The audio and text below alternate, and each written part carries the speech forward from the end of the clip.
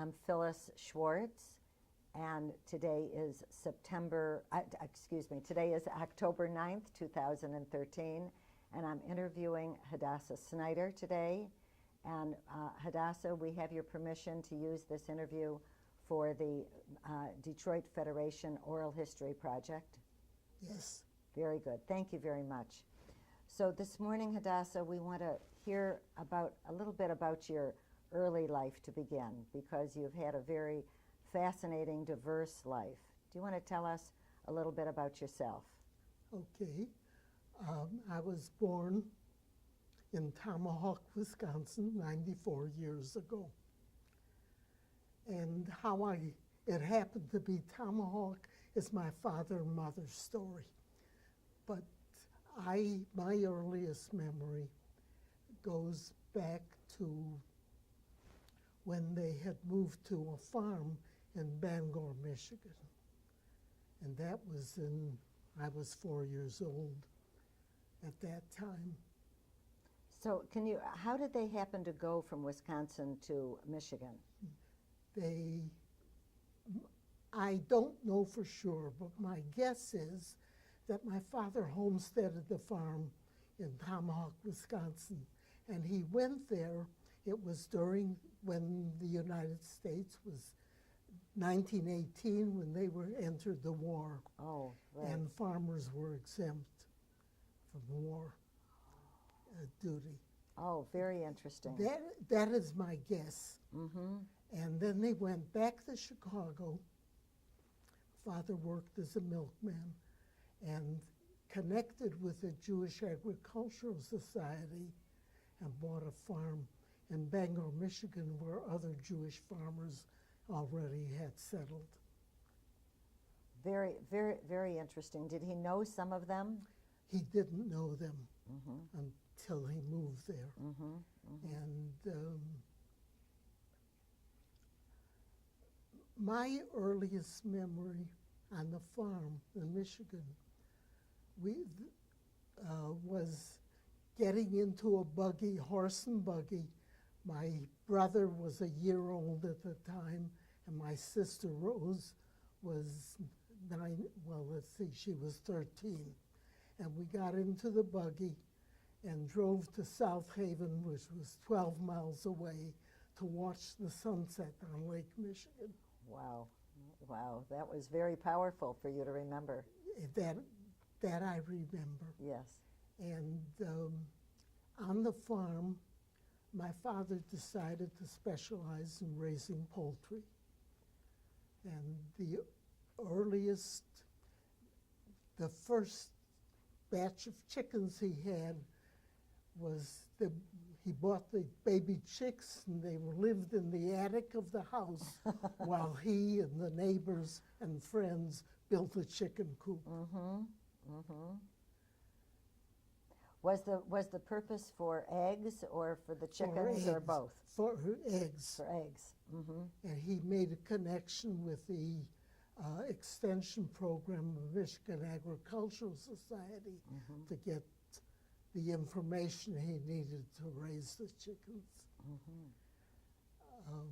How did he do? He did very well. Oh. He supported a family. Oh. Mm-hmm. Mm-hmm. I don't remember learning how to read, but I remember going to school. It was a one-room schoolhouse. Because I was born in December, I couldn't enter school until I was 5. And so I remember deciding that I had to go to school anyway, and I took off on the road, went to the schoolhouse. It was a mile away. By yourself at 5 years old? By myself. Mm-hmm. I had to turn a corner, and there was a dog that came out barking as I had to turn the corner, and I was frightened of dogs. I had been thrown by a dog at one time, and I was frightened and ran around the corner to get to the schoolhouse, which was about a half a block away. and ran into the schoolhouse breathless. And I remember the teacher seeing me come up, run into the room, and she met me and picked me up, put me on her lap, and wanted to know who I was and what I was doing.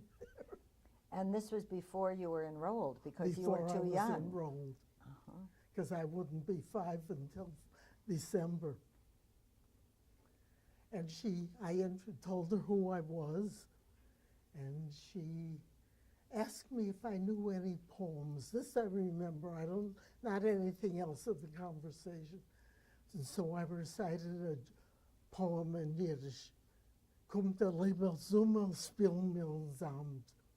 When summer comes, we play in the sand. Wonderful. Anyway, she took me home that afternoon after school was out, and got to see my parents and know Your parents must have been who I surprised. was. Yeah, their parents must have been surprised where you were all day. I don't know about that. Anyway, so that was my earliest memory of going to school and going home. I had going home, there was a woods close by in the spring when I was in school. I would go to the woods and pick the wild flowers. My closest neighbor was about a block away, and we used to play together. I remember the summer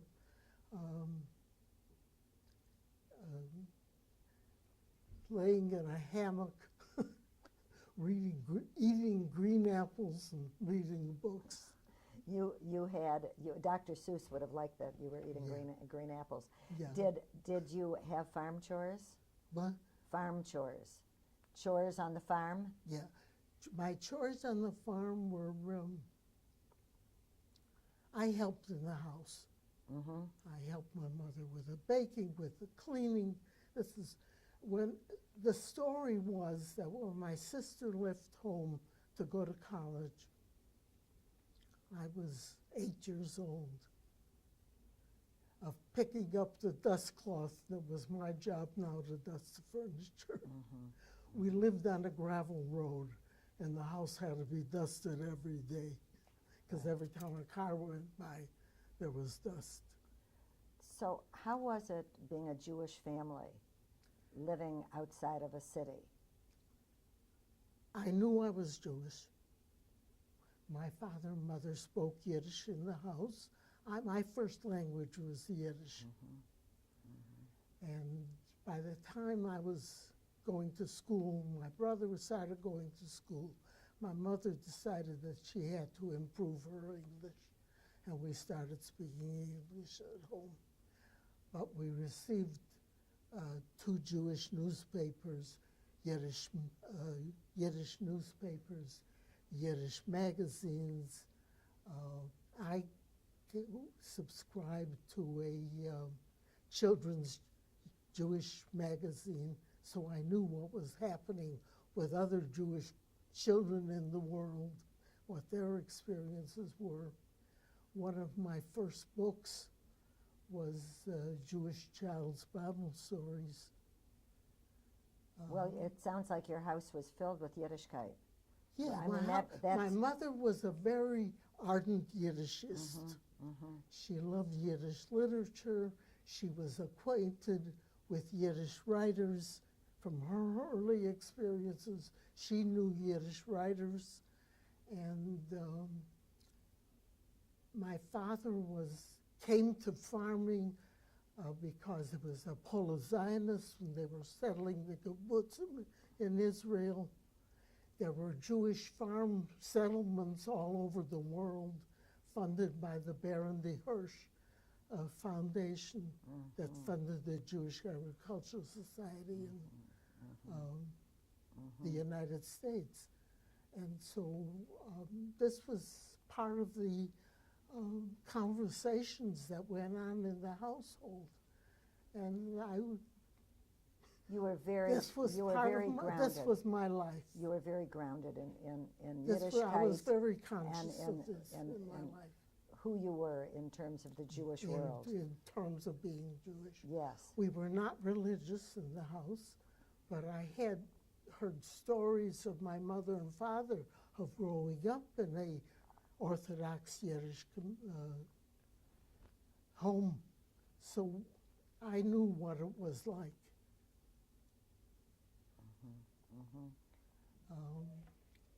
When I was about 8, well, when my sister first went to college, my mother took in summer boarders in order to meet some of the her expenses. They came from Chicago? They came from Chicago. My father, when he was a milkman, he had acquaintances in Chicago, and from his route, he was able to build an egg route. And so 3 days out of the week, he would go to Chicago to deliver eggs, and my mother and sister took care of the chickens on the farm.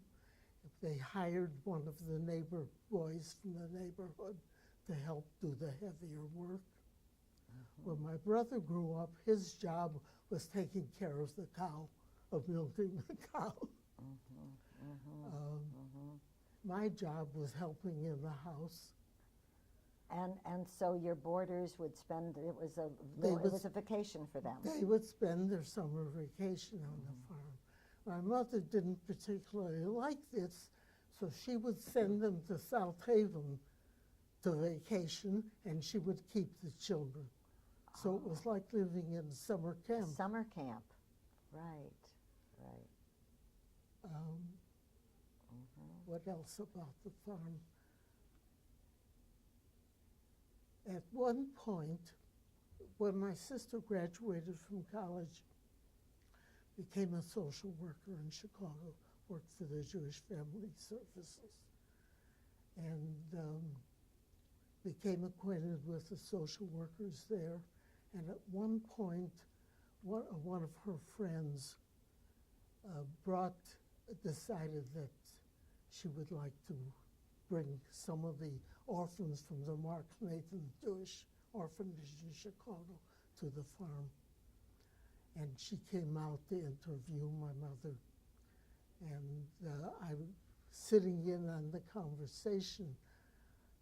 I heard the discussion about orphans, what they needed good nutrition, they needed a farm experience. And my mother did most of the interviewing.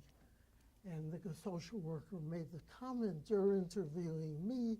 And my mother explained, "I have children and I have to be careful who's coming into the house." My mother was a very, very bright woman, very, very interesting. She was unschooled, never went to school, but spoke Yiddish, learned to speak English. She knew Russian, she knew some Polish, and she, on the farm, played the role of a social worker. She would hear the stories of the other Jewish families. One of them was sick, she would go to the doctor. They would diagnose what her illness was, and she'd go back and take care of them. She was the Tell social the worker. women what they had to do. She decided at one point we needed hot lunches in the winter in school. So she went to the Board of Education to convince them that we needed hot lunches. You grew up in a... I know these stories. I figured out that she would almost take me with her because she wasn't sure about her expressing herself in English. And so I was the interpreter. Well, you grew up in a strong social welfare tradition. That's right. And your sister went on to be a social worker. Social worker. Yeah, yeah. And of course, this came out of their tradition. This came out of their tradition. Of course. My mother was a helper. Yes, yes. And so the way we had hot lunches, and how this was very interesting. There was the heater in the school was a hot water boiler that heated the schoolroom. And so we would bring our lunches in jars. Teacher would let them down by a rope into the hot water. And that would heat up Amazing. That's just, the food. yeah. And that's the way we had hot lunches in school. So people brought their lunch in a jar, In a jar. with sealed, and they would put it in the water We and put it in the water and eat it. I happen to like spinach borscht. In the spring, my spinach borscht was in a jar. The kids used to tease me that I drink grass water, eat grass water. Well, you were used to healthy eating long before, you know, people were aware of what was healthy. The county library was in a private home. I remember going and getting books there. And then it was moved to the schoolhouse. And so I would start reading a book during the school day year, take it home, would get a headache, walk home, get rid of the headache. At night I would read and finish the book.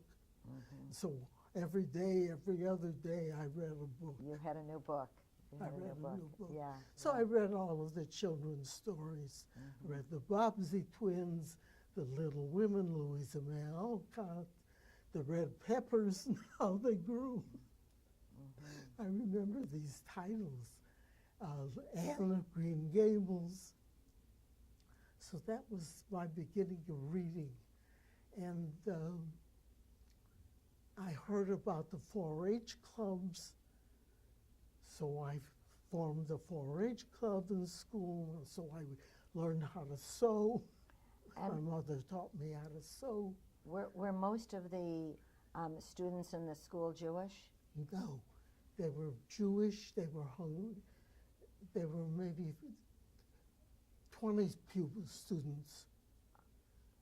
There were a couple of Hungarians, and there were Anglos. And so you formed the 4-H club in your What? grade. The 4-H, you formed the 4-H group. Yes. Yes. So I formed a 4-H group. So we had a sewing group, and then I produced a play. And You were a community organizer. I would read about these things, and so I would have to experiment to see how they did it. Well, you were a community organizer there as a child, the same way that you are now living in Coville. Yes. Coville Apartments. I You've would say maintained that your whole life. Right. Yes. I would say so. And How old were you when you left the farm? I was 16 when I went to college. 16 you went to college. Yeah. So I took the 7th and 8th grade in 1 year. Because the classes met, I heard what was going on, so I took the exam. Then we had to pass the county exam in the 7th and 8th grade in order to enter high school. So I took the 2 years in 1 year. And so I entered high school when I was 12.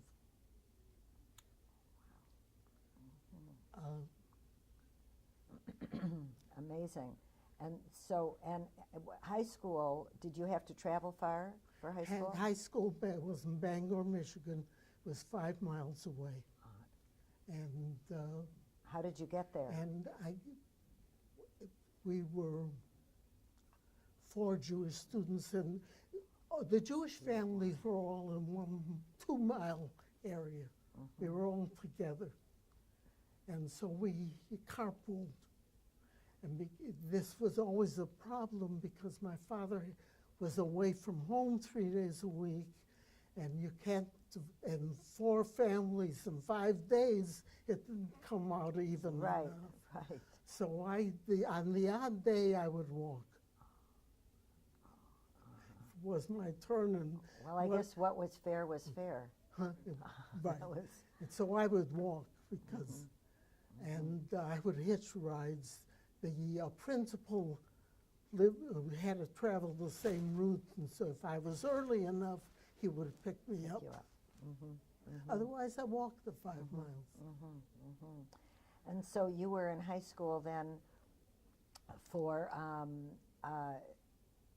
4 years or 3 years? 4 years. 4 years. 4 years. Graduated when I was 16. I took extracurricular activities. I was in the declamation. I entered a declamation contest. I was on a debate team. There were 39, when I graduated high school, there were 39 student graduates. So I started a school newspaper. Didn't last very long because I was the only contributor. You were the only contributor. My girlfriend mimeotyped them. Worked in the principal's office, so she mimeotyped the paper. Hadassah, you were a star all the way through, all the way through. I was in the debate team. I always wanted to join the Glee Club and never made the Glee Club because I couldn't carry it to me. That was my big failure. That was your failure, well, hardly. Big failure. Hardly. Anyway, and I graduated, I was salutatorian. And entered college. Where did My mother gave me the choice. Yes. She didn't never went to school, so her daughters had to be educated. Right. Her daughters had to be able to take care of themselves. I'm familiar with that. And so my sister went to college, Michigan State College. She worked her way through, took care of a family while she went to school. I graduated, went to Kalamazoo College on tuition scholarship, worked for my room and board, worked in the college dining room, was a helper to the cooks. And you were very skilled at all of those, so And I babysat, and because I had to work for my room and board and got job references from the business office, I couldn't refuse. Babysitting involved putting the children to bed, washing a sink full of dishes, and then spending the rest of my time ironing for 50 cents an hour. so you had household chores. For 50 cents an hour. And I hated babysitting. Yeah, house cleaning was not what you liked, right, right, You didn't go to babysit and do your homework. right, yeah. You would have rather been reading. Yeah. Yeah. My major was chemistry. I had a double major in chemistry and biology. My interest in science came from when I was, I think I was in high school when I read that book, Rats, Lice, and History by Hans Zinzer, the development of science, how they discovered diseases were caused by the animals and how they experimented, did science, worked in order to find cures for the different diseases. Would you repeat the title again of the book? Rats, Lice, and History. Oh, Rats, Lice, and History. Cholera, Fascinating. typhoid, all of these diseases were spread by the animals. And you read that when you were younger? And I read that when I first started high school. My father was a pharmacist, so he was interested in science. My mother was interested. Backtrack a little bit. One of the columnists in the Yiddish newspaper was a doctor who wrote health science. My mother was very interested. I was very sickly as a child. Had always had tonsillitis. And in order to improve our health, we had to eat a healthy diet. In the 20s, my mother knew about nutrition. She knew about vitamins. Her name was Minnie. We called her Vitamini. Oh. We didn't eat food. We ate calories because she was always watching her weight. This didn't happen in the 20th century. Right, right. Vitamin E. Oh. Right? That we used to tease her. And So you had an you early. live on the farm, you can't get oranges for vitamin C. Right. So, but you ate potatoes, and you ate cabbage, and she canned tomatoes. We canned fruit. You know, we were very self-sufficient.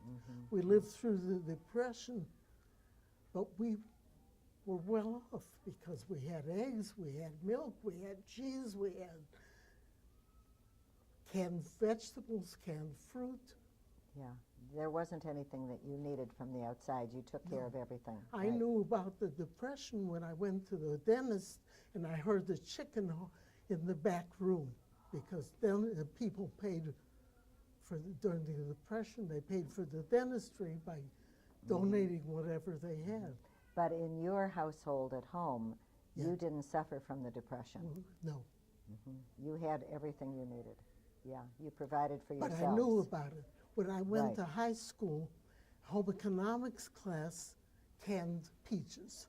Our first assignment was to can peaches to supply the community.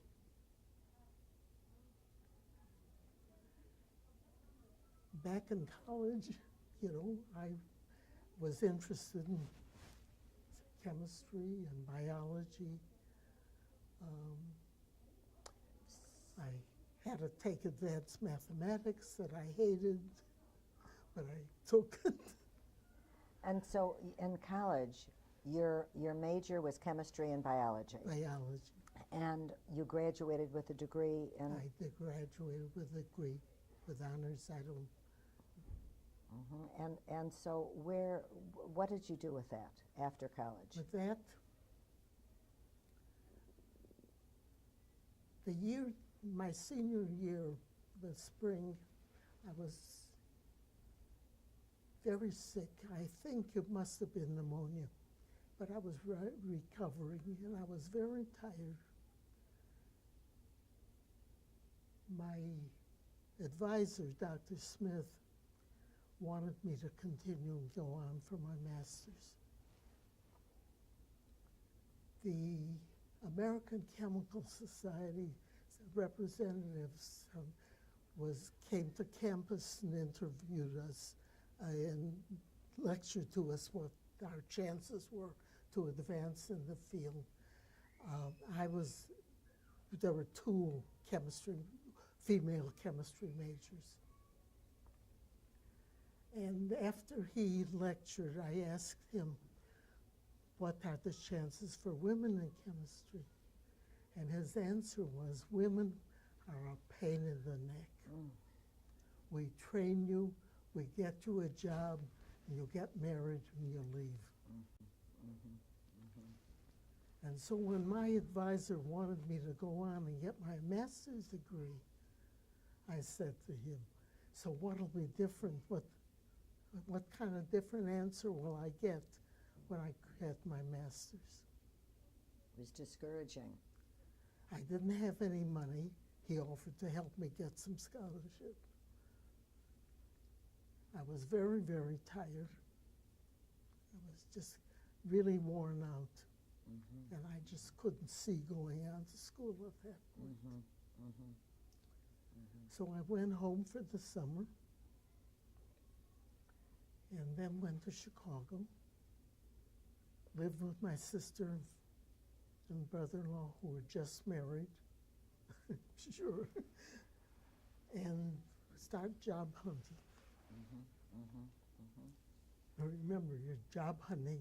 The advice I got, you have to look like a lady and you have to wear a hat and wear gloves. And so I carried a hat and carried gloves. And carried gloves. Quite And far went from in- today when you don't even have an interview except, on the I don't hear you. computer. It's quite a change from Yes. today. Yes. This is why I'm telling this. Yes, yes. And went in for interviews and didn't get anywhere. My brother-in-law suggested I should try the teaching.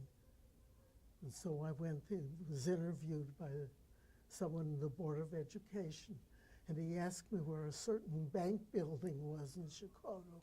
Well, I didn't know where the bank building was, but I didn't get a teaching job.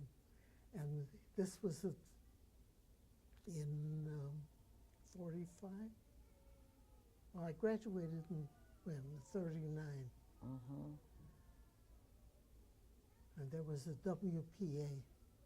Mm-hmm. And so I applied for the WPA job, Works Project, the Roosevelt administration. Yes, yes. And got a job as an assistant to the chemist who was doing experimental work trying to find in a tuberculosis sanitarium, municipal tuberculosis sanitarium. So this got you back to science. That got me back in science.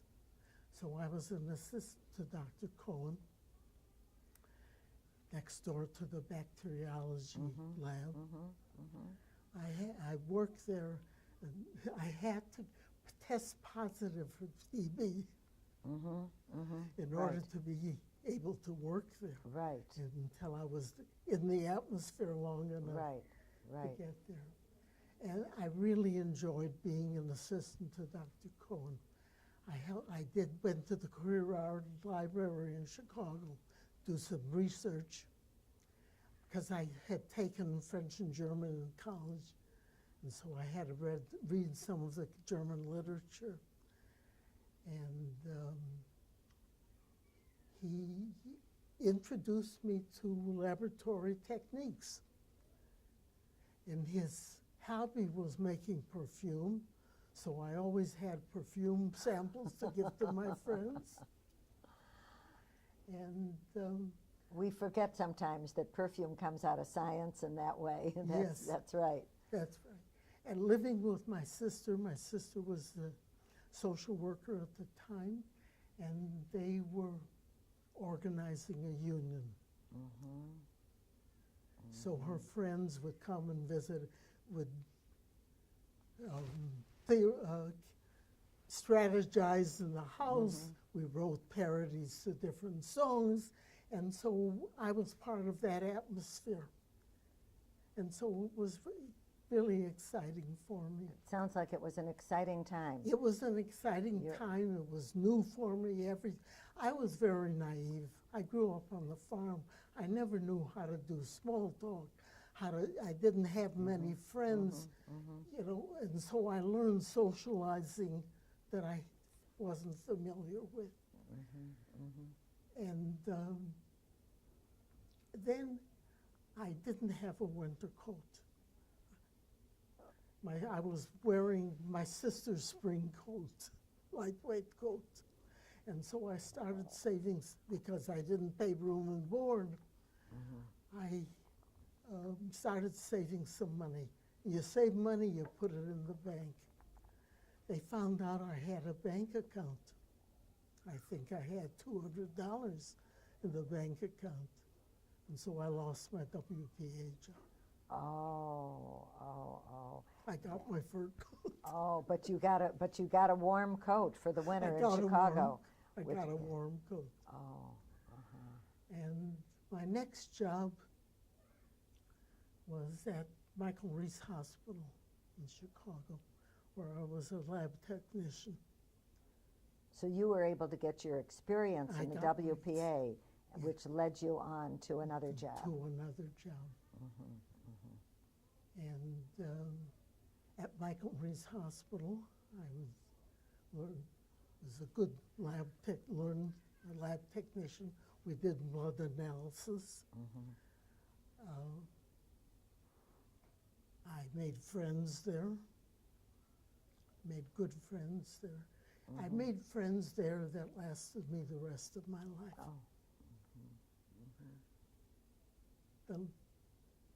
one of the first friends that I met there just died last year. And we were good friends all through the years. All through the years, yeah. Even though you lived in separate places. Yes. Yes. Mm-hmm. And I worked at Michael Reese. We started organizing a union while I was there. I met with part of the group. Some of the workers there were also connected with the Communist Party in Chicago, and so I got to know who they were.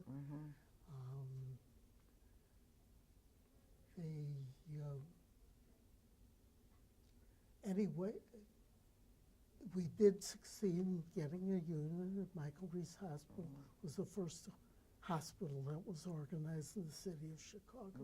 And now you were in your 20s at this time. I was in my early 20s. Early 20s. Yes. And then in 45, there was a war. Right. There was Second World War. Right. And my brother had back surgery, and he had a 4F. I tried to enlist in the WACs, but because of my poor vision, I didn't make it. So I got a job through the War Department, testing munitions, testing TNT. The laboratory, the factory was in Joliet, Illinois, which was about 40 miles from Chicago. Right, right. So I went to Joliet, lived in a rooming house, met other friends, made other friends there. It was another experience. And then after a while, I realized that working in the lab in Joliet was really spinning wheels. I wasn't accomplishing anything. I wasn't contributing anything. I was living in a wasteland. In Joliet, there was nothing to do but ride. One of the workers came from Montana, and she knew how to ride horses, so we exercised the cavalry horses. Oh, That was our recreation there, movies. So I asked to be discharged for a voluntary discharge. I had to go through 17 different departments in the war, signatures in the War Department in order to get my honorary discharge. It paid off when I got another job in Los Angeles for my retirement. I was able to buy into those 17 months. Oh, I see. So it paid off. Yes. But then I went back to Chicago. And the war was still on. The war was still on. And went back to work. No, I didn't go back to work at Michael Reese. I went to work at the Cook Chocolate Company, which was at one time started out as a chocolate company. During the war, sugar was rationed.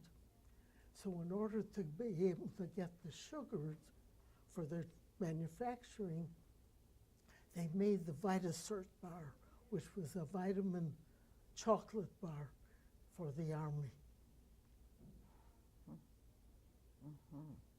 No, that was wrong.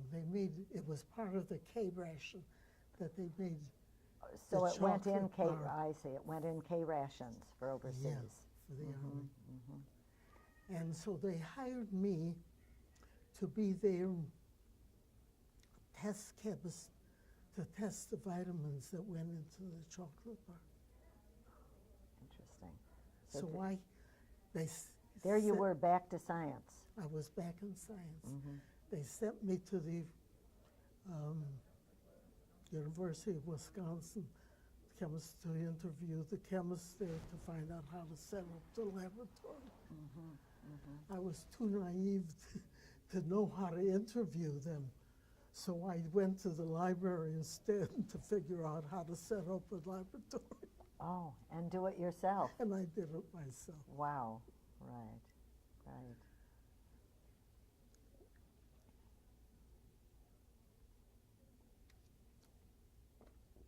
It was at that time, 45, that I met my husband. How I met my husband was really interesting. I knew him as a child. He was one of the children that came out to the farm. Oh. And my mother used to tell his mother, you can come out, but don't bring Irving, because Irving was very mischievous, and Irving was into everything, and she couldn't keep her eyes on him. So don't bring Irving. Sounds like even then he was right for you. Yeah.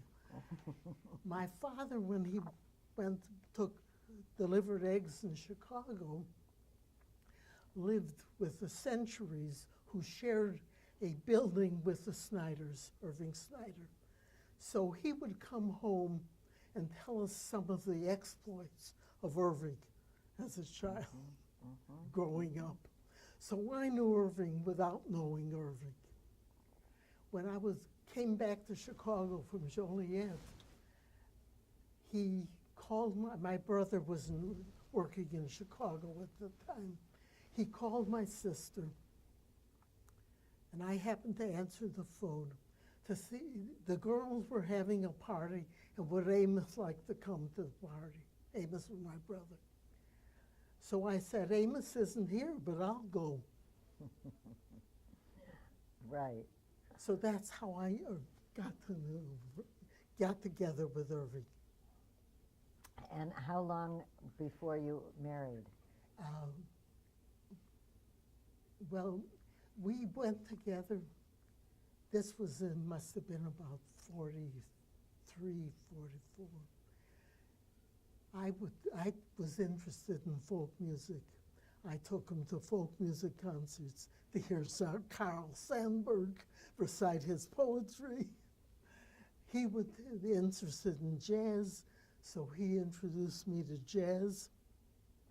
We went to hear Dorothy Donegan, went to hear, I don't remember the cornetist who lost his lip and he didn't perform that night.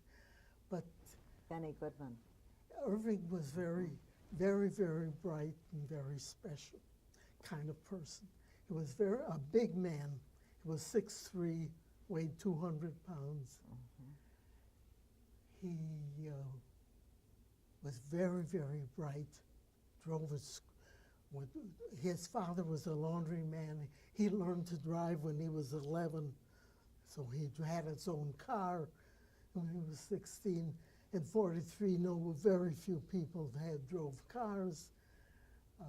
You wanted to get a ride with Irving. There were L tracks in Chicago, on the elevated tracks. He would take you for a ride under the elevated trains, so you went in and out of the Spears. If you could outlast his first ride with Irving, you were okay. He played bridge.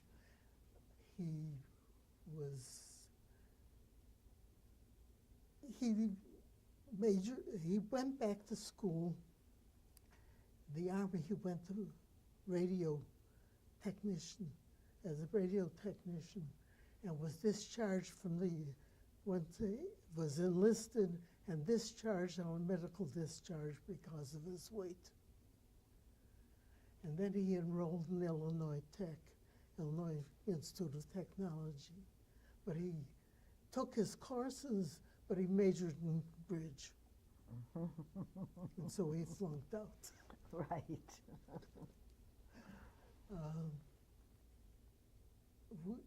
We married in 45.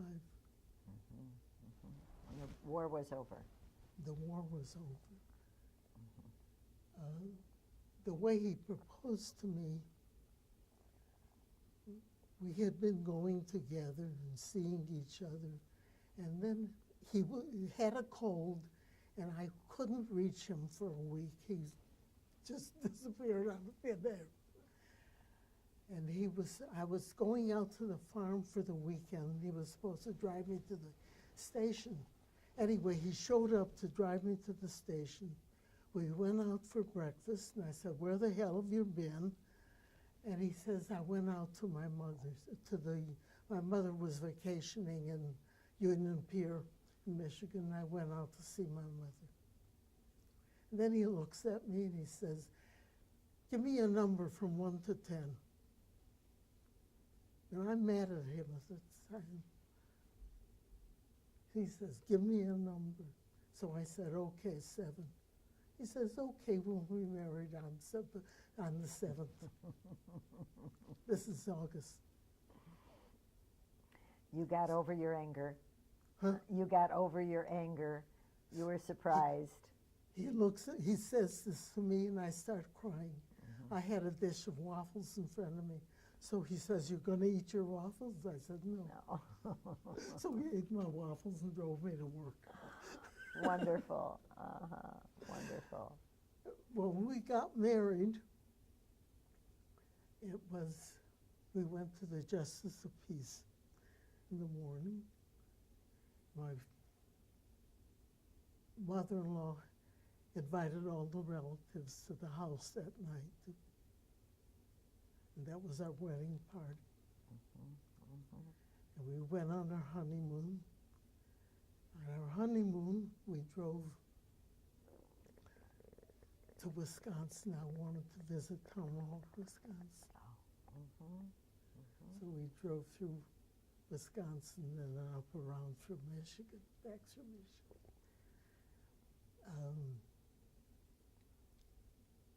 When I visited Wisconsin, when I was born, I didn't mention this, I was born at home. My father and sister were the attendants, because I had a premature birth. It was during the flu season. My mother had never gone to the doctor. And then my father contacted a neighbor who was a midwife. So we went to visit Miss Van Harpen. Found out where she lived. We drove into her yard. It was early in the morning, and we see an elderly woman walking out of the barn carrying 2 pails of milk. And she looks, she approaches us, and she says, "Rose?" Rose is my sister. I said, "No, I'm Hadassah." This is 25 years later. And she said, "Rose?" I said, "No, I'm Hadassah." "Oh, the snow baby." Oh, wonderful. That was wonderful. That's one of my stories that I wrote. The story of the snow baby. Anyway, so we went up through Michigan. On the shore of Lake Superior, I found a piece of wood. It was a piece of wood from a tree with a knot in it. I picked it up. That knot was on the hallway of my house ever since. That I call my honeymoon knot. Your honeymoon knot. It's still hanging. And you still have it in the apartment. I still have it. Anyway, we came down through Michigan, went to the farm on Bangor, and so my mother had a wedding party for us. Wonderful.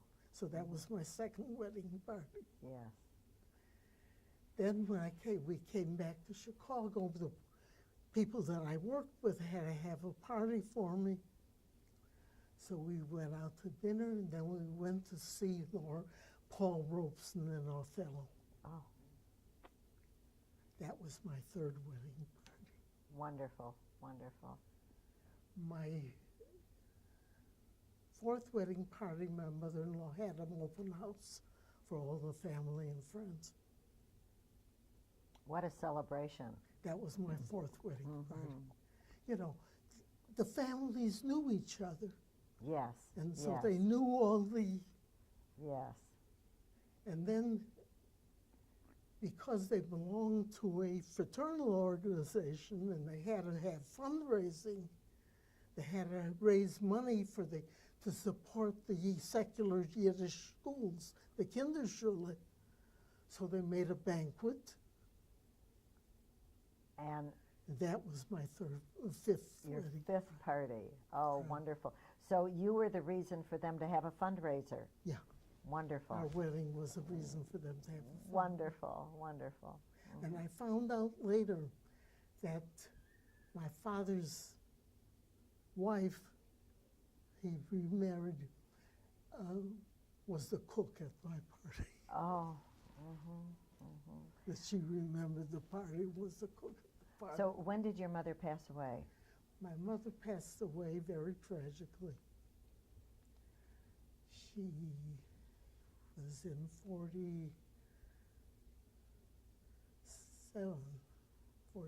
I think, that my father sold the farm. Well, before that, he sold the farm, bought another farm.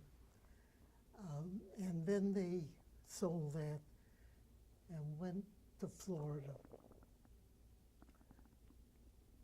No, I have my time wrong. He bought the other farm after my mother died.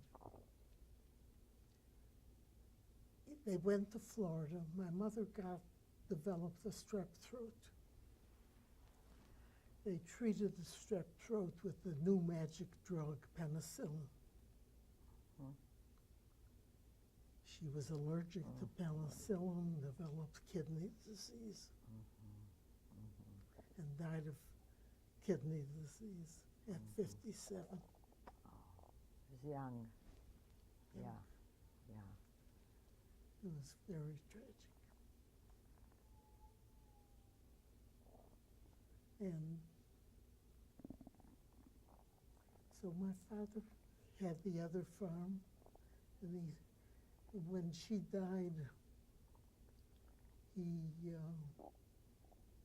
very shortly after that, his mother had a stroke, and so he went to Philadelphia and stayed there for a while until she died.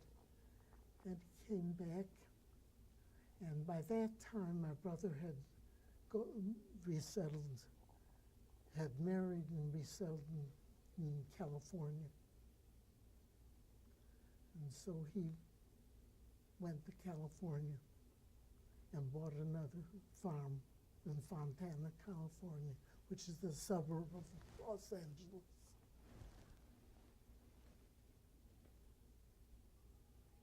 And when Irving and I were married, he was out of school, had met some friends, bridge partners, who had been in California during the war, had been stationed there, and were telling him about how vibrant the community was. They were in San Francisco, with a vibrant community. And we were looking for an apartment. We're living with his parents. I wanted children. I was getting close to 30. I wanted children. I wasn't going to have a child living with my in-laws. I had to have my own home. And we were out one night, and driving home, we heard a weather report that there was a storm coming from east to Chicago, and it would pass Chicago. And we looked at each other, and we said, let's go. We couldn't find an apartment. Irv wanted to go back to school. He couldn't go back in Chicago. Let's go. And that took you to California? That took us to California. So we came home. We started packing. And all of our things were packed anyway because we were living in a bedroom. Right. So we didn't have too much to pack. So in the middle of the night, we start loading up the car. We had a Plymouth coupe. We start loading up the car. And we had talked about leaving, but nobody took us seriously. My mother-in-law woke up, "What are you doing?" "We're packing, we're leaving." And she got hysterical. "You can't leave me, my only son. You can't leave me." I called my sister to come and calm her down. And we left. It was snowing when we left. The storm was just starting. We drove until we reached Cairo, Illinois, until it started raining. And then we took the southern route to California. So we went through. We had, the family had friends in Tucson, so we went to Tucson and Texas, because Irv had a cousin in Texas. And then we ended up in Fontana, California in February. And it was interesting. We got to Fontana, it was raining. And I never was so cold in all my life, because my father's house was not well insulated. And the rain, it chilled the house.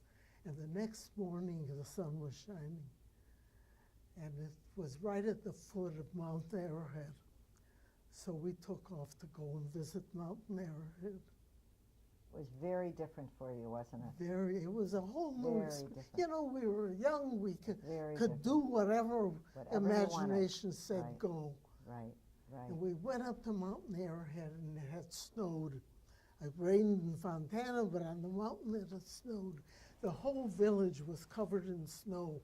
You could see the windows, but there were, the paths.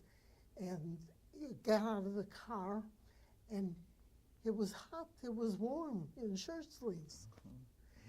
I had a friend in Chicago, a German, who was raised in Germany, and she talked about skiing in the Alps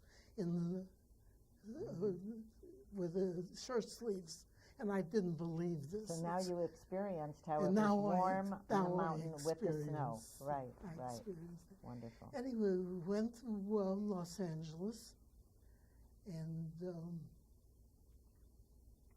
had very good friends. We're going to the University of California. We visited with them for a week. And I don't remember. Anyway, we ended up in Northern California. Rented a room in Oakland. It was February. Irving made application to the University of California. Because his school records were so erratic, he had some semesters at the University of Chicago, some at Illinois Tech, some at junior college. So they tested him to see where to put him. He tested fifth-year engineering. Oh, So they allowed him to enter as a junior. very, very exciting. That was very exciting for you, I'm sure. At that time, very exciting for you. Yeah. Yes. He was, at the time he was working with his father as a salesman. And I told him that he could be a salesman anytime. But because I had a degree, he should get one too. And this is why he enrolled. And he became an engineer? He became an electrical engineer. And you were living in Oakland? No, we lived in a room, and living in a room wasn't for me. I wanted a home. Right. So we applied for public housing, and we lived in public housing for a year. They had studio apartments and one-bedroom apartments. By that time, I knew I wanted to become pregnant, and I wanted a one-bedroom apartment. So I had to get a doctor's permission to say that I needed that extra room in order to qualify for a one-bedroom apartment. But we lived in the public housing. My first child was born when I was in public housing. Irving was going to school, and he earned a living. After the war, you couldn't get wedding gifts. We got a lot of money. And that money was put aside to buy us a house. Irving had a checking account on his father's business. So we had the blank checks. We never used a blank check, but we had a safeguard. Irving gave himself a job peddling radio parts. He contacted all of the repair shop in the area. We rented a store front. He set up all of the different radio parts. I didn't know what they were, but people would come in to buy, and I say, if you can find what you need, I'll sell them to you, because I didn't know what they were looking for. So I tended the store while he went to school. Then he branched out and sold. TV was beginning to be sold at that time, so he sold antennas.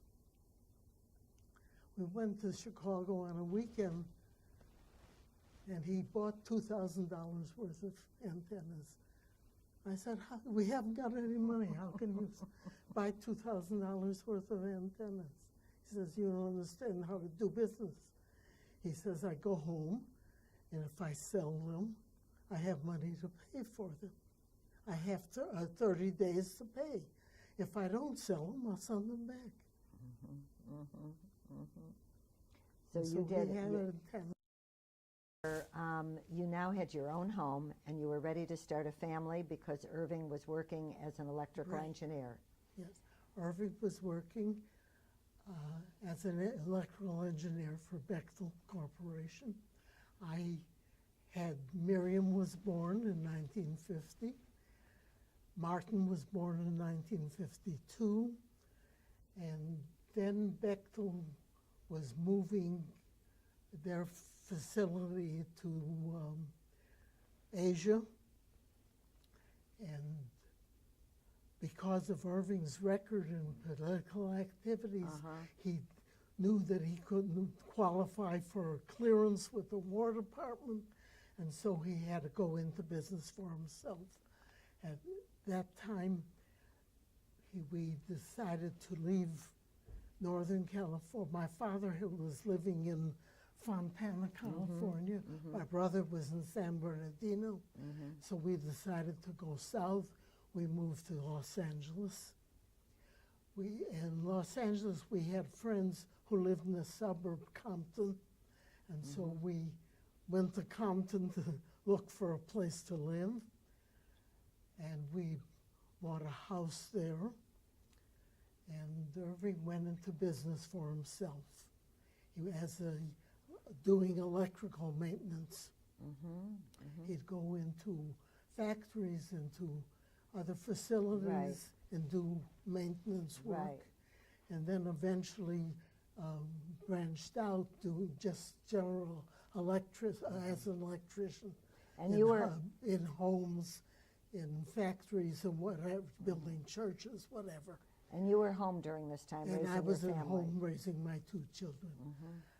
We lived meagerly. We didn't make much money, but I was very insistent that I had to be there when my children were very young.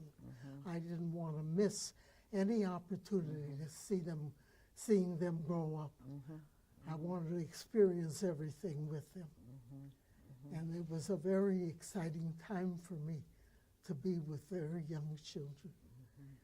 And it was learning to be with them and learning to be with myself. As they were growing older, I became involved in their activities. The first activity was with the PTA.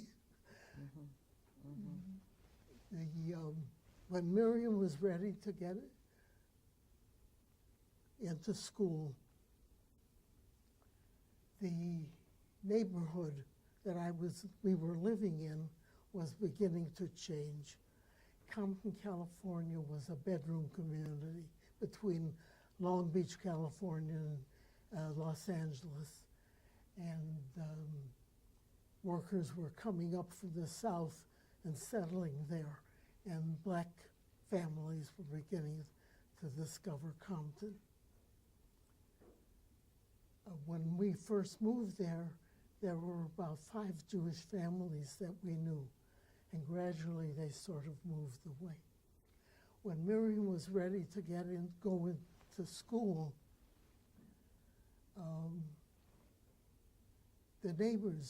my neighbors told me, "Where's Miriam going to go to school?" I said, "She'll go to Walton Junior High." They said, "But the black community, blacks go there." I said, "So what?" They moved away. So you lived in an integrated neighborhood at this point. Gradually, the neighborhood became integrated. When Martin started to go to school,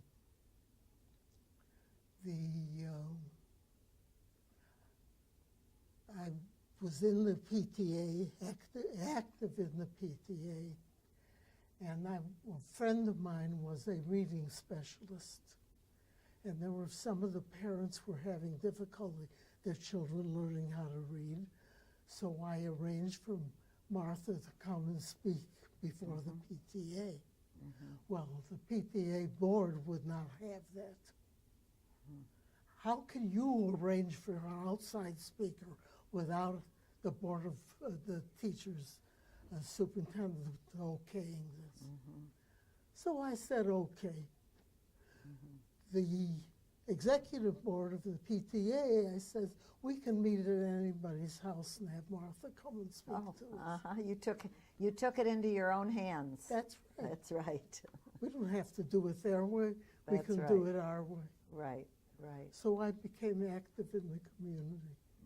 These people that I brought into the PTA became activists. Later on, during the social work area, became community workers. They were experienced in doing community work. Right. Because I taught them how. You taught them how, yeah. So I became, while I was at home, I was doing community work. I was with the PTA. Martin was in the Boy Scouts, not in the Boy Scouts, in the Little Rangers. I was on the executive board. Miriam was in the Bluebirds, so I was on the executive board. And we had I can't remember what we called ourselves, but it was a community organization, interracial organization. So I was on the board there. We decided to have a poetry contest. So we had the students in school write poetry.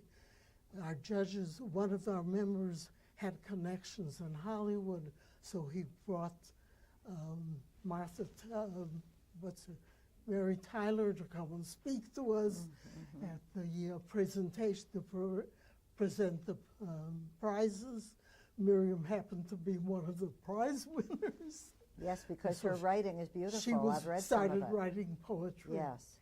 You know, and she wrote poetry. She started out my sister gave her a book of poems, and so to thank her, she says, "I read the poems, and now I'll write one of my own." So she wrote a poem. So she started writing poetry too. Yeah, wonderful. And so I was active there. Then we lived near a schoolhouse. And the local Compton branch of the NAACP met at the schoolhouse. So it's walking distance, so I walked over to see what they were about. So pretty soon I became a member of the NAACP. Oh. And You had your fingers in, so I had and- my fingers in all the pies. in all the pots. When But- did you get involved in the peace movement? By the time Martin entered junior high school, I decided I'm doing all of this work, I better get paid for it. And I decided to go and look for work. So I know that working as a lab technician, there are all kinds of new techniques by this time. I'd have to go to school. I wasn't ready to go back to school. So I went down to the county building and was looking at the bulletin board. And the clerk sees me looking at the bulletin board at a job. I was looking for a hospital job, because that's what I knew. She says, they're giving the social work exam today. Have you got a college degree? I said, yes. She says, why don't you take it? So I figured, my sister's a social worker, and I read case histories. I know what it's about. So half of the multiple choice, half of the answers I'll get. The other half I can guess, half right. So I should get a 75 point. So I took the exam, got an 87. And then you became a social worker. Became a social worker. And that led you to, on to your other activities. Community development. I got a job as a social worker as this is during the Johnson administration, and they had the New Deal, all of the welfare programs and all of the special programs were being established. And so I went to work in the department, Los Angeles County Department of Community Development. And I see you worked there for quite a few years, 15 years. For 15 years. Yeah. I bought in 17 months from the Army experience. And I worked there for 15 years.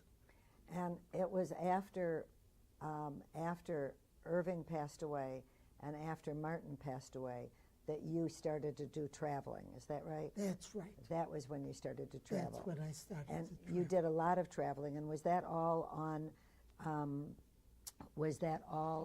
in the name of your your organizational work? That was part of my organizational work. I belonged to an organization called Women Strike for Peace. This was after the dropping of the atom bomb. And I worked with peace organizations, to ban the atom bomb. And at the 30th anniversary, after the bottom was Of the bomb, dropped, yes. there was an international conference in Japan to ban the bomb. And I belong to an organization called SANE, afterwards became Peace Now. Was a Yes, yes. peace organization. And the group in Los Angeles decided to send a delegation. And this was right after Irving and Martin passed away. I was at loose ends. And so I agreed to go. And I went to representing the group and got to Japan as part of the delegation to ban the atomic bomb. We met with a delegation from Vietnam there. It was an international organization. People from Europe, from Australia, from all over the world. It was very exciting. And because I headed up the delegation, we met in Tokyo, and from Tokyo went to Hiroshima on Hiroshima Day, the day that the bomb was dropped in Hiroshima. Visited the museum of Hiroshima, the museum of what was left after the bomb was dropped there. And the first thing that you see when you walk up to the museum is a shadow, a silhouette of an individual at the door. This was a person once, a shadow of a person. That's the first thing that greets you. Overwhelming. 30 years later. Yeah, overwhelming, overwhelming. And the museum is what's left after the bomb is dropped. And because I was heading up the delegation, I was chosen to deliver the speech that night. It's August the 6th, the day of 30 years after the bomb was dropped. It's hot. Everybody is carrying, there's no air conditioning. Everyone has But a everybody fan. is carrying a fan. And so that's the fan, the fan in the building. I addressed an audience of 10,000 people. They came to Hiroshima from all over Japan. That's the fan that you have in your apartment? Yeah. Yes, yes. And how many people were there? 10,000. 10,000. I addressed 10,000 people at that. So this sounds like this was a turning point for you. That wasn't a turning point. That was part of my development, Part of your development. part Okay. of my activities. I was active. When I worked in the Michael Reese Hospital, I was part of the organizing committee of the union. You were, yes. Wherever well, I worked, I was yeah, part of social welfare really went social through your whole welfare. life. I was part of the organization. Yes, yes, throughout. I was part of the union, part of organizing a union. Yes, yes, more than one. More than one. Yes, more than one. Well, it's very exciting to hear what you've done, what you've accomplished. What brought you then from California to Oak Park, to Detroit, or back to Michigan, I should say? What brought me from California to Detroit, after I had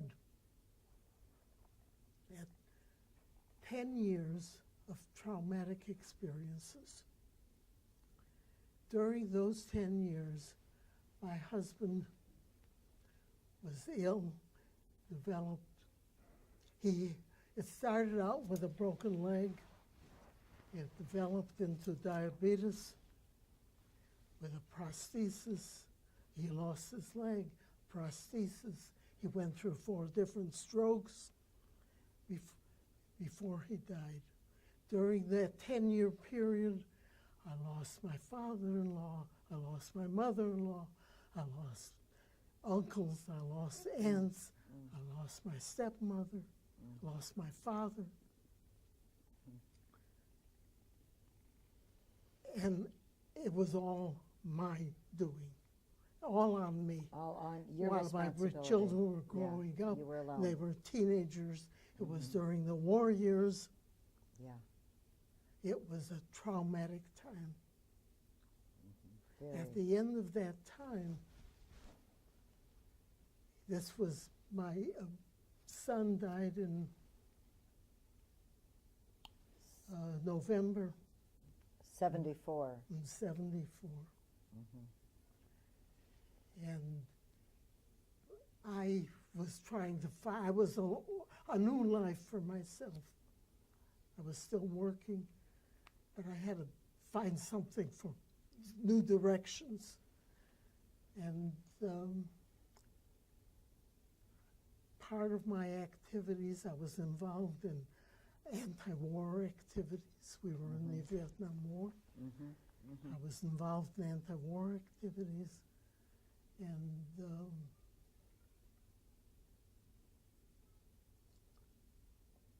we were organizing a delegation to go to Japan to ban the atomic bomb. And I was part of the delegation. Yes, They that asked- was what we had just talked about, right. And that's what I told. Yeah, yeah. So what brought you to Michigan? What brought me to Michigan was at the age of 65, I retired from my work. And what was I going to do with the rest of my life? Was Miriam living here then? Miriam was living in Detroit at that time. So that was the what impetus that was what to bring you brought back. me here. Yeah. I retired from work at the age of 65. I traveled. I went to You went to Mexico, I know, and to China. I went to Mexico a couple times. Went to China. I traveled around the United States. I and was active in organizations. I became active with the National Council of Senior Citizens.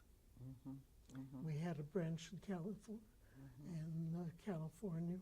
And then what year did you move to Michigan? And I moved to Michigan in 1995. In 1995. 95. Okay. What happened, my sister had an 85th birthday party. My sister was living in Oak Park, Illinois at the time, a suburb of Chicago. We had a birthday party for her. And my daughter was living in Detroit at that time. And Miriam said to me, you know, I'm working, and if something happens to you and you're in California, I can't just pick up and go. What have you thought about moving here? Well, that's of course the best reason at a certain age to be near family. Martin at that time had already passed away, and she was all I had. My sister was in Chicago. She was in Detroit. It was close by. My brother was still in California. And so I looked at my son-in-law and I said, you want your mother-in-law here? He says, why not? Well, you know. That was September. I went back to California, and in a month I packed away. I had lunches with all of my friends on different days, so I never had to cook. All I had to do was pack and wrap up everything in my life. In order to say goodbye. I think we've talked before about how I think it's so remarkable how you've lived many lives, and you've really accommodated so well each time. And now at the Jewish Apartments and Services at Senior Life, Jewish Senior Life here in Prentis, you have another life here. I had another life. And you've been an organizer in the apartment as well. Absolutely. Yes. Because I've always been involved in something. I've always wanted to experience new things. I didn't want to do I knew how to do the old way. I wanted to find out the new way. I was interested in advance. What brought my interest in chemistry? There was things happening. It was a time of chemistry, a world of chemistry. And I became a social worker because I wanted to help people. And it fits you so perfectly throughout everything that you had done before. And that everything that brought I you. did, Yes. everything that I've ever done in my life has been new to me. I had learning on the job. Yeah, yeah. And now, I mean, I've seen from the move that you've made at Prentis Apartments, even into Coville, that you've made that transition really just beautifully. And Well, when I first moved in, what happened was I was losing my vision.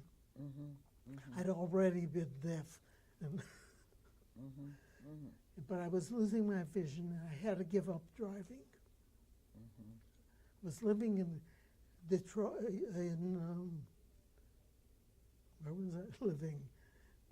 You weren't. I was you weren't in a this suburb community. of Detroit. Yeah, you weren't in this community. A little bit away. Yeah, Right.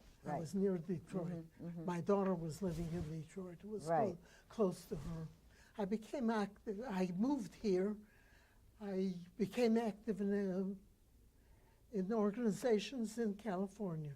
I came here in '95, moved to Prentis in 2005. So I had 10 years. I explored the area. I did a lot of driving around. I joined organizations, Women's Strike for Peace. I joined the Women's International League for Peace and Freedom. I transferred from California to the Detroit branch. So in transferring, I made new friends. Right. I joined the organization. I made new friends here. And you felt because of your lack of vision And that it was I best. felt part of them because we had something, interests in common. Right. I joined the Gray Panthers when I moved to Detroit, which was an activist organization. Right. I know the Gray Panthers. Yes. And so I was part of the Gray Panthers. I was part of Women's Strike for Peace. I was, I made friends, but when my visions started failing and I had to give up driving, that was a major change in my life. Yes. What do I do with myself now? Yes. Yes. Yes.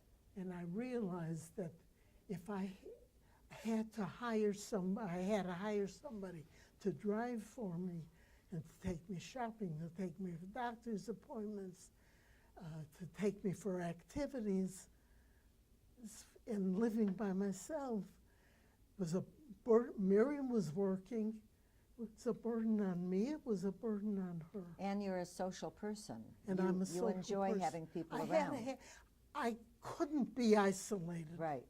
Right. I had to have something to occupy me. Yeah. Yeah. So it was time to look for some kind of other alternative living. And by that time, I had heard about group homes and other people, because I had a social worker experience. I knew what was available. And I started exploring different homes. And one of the places was the Jewish agencies. And at Prentis, you immediately started organizing. Didn't you develop the library? That's right. Yeah. I moved into, my intention when I moved into Prentis was that I'm 90 years old. What do I know? How old was I? Yeah, just about. Yeah. About that. Yeah. It's time for me to stop. I'm still able to read. I'm still able to listen to the radio. I don't watch television anyway. It's time for me to draw back. But then I moved in, and I said, no, this is no good. This isn't healthy. I've got to meet people. I've got to, because I'm very comfortable. Basically, I'm not a social person. I'm because I grew up on a farm and learned to take care of myself and learned to entertain myself, it's very easy to lose myself in a book. I don't I can be by myself. I don't need people around me. I don't make social talk. It's being with people is an effort. So your activities at Prentis and now at Koval have really become, they are a result of you wanting something to happen more than something social, of creating something, creating the library. Not only that, it's healthy for me. That's right. It's not healthy to be isolated. Exactly. And the Residence Council, you've been involved in the Residence Council. Yes. And so this is all part of just what you do naturally. That's right. In order to organize and to give back. To get back into activity. And to give back. Yeah. Because you're always giving back. And, you know, and I have an active mind because how I established That the is library. very apparent that you have an active mind You know, because you've stimulated us for these last hour and a half with your story. It's you know, wonderful. I was apprentice, and what was I doing? I don't remember. Anyway, I was in the social worker's office, and somebody was in there was complaining about we ought to have some books around. So I said, you know, so why don't you do it? She says, I can't do it. So I looked around. I says, I read books. I'll do it. And on that note, I think that that really sums up for us just your you know, your philosophy. If no one else is around to do it, you're going to do it. And I've never done it before. And what well, but that never stopped you. It was always something new that you wanted to do. It was something new. Yeah, yeah. Thank you, Hadassah. It was wonderful talking with you.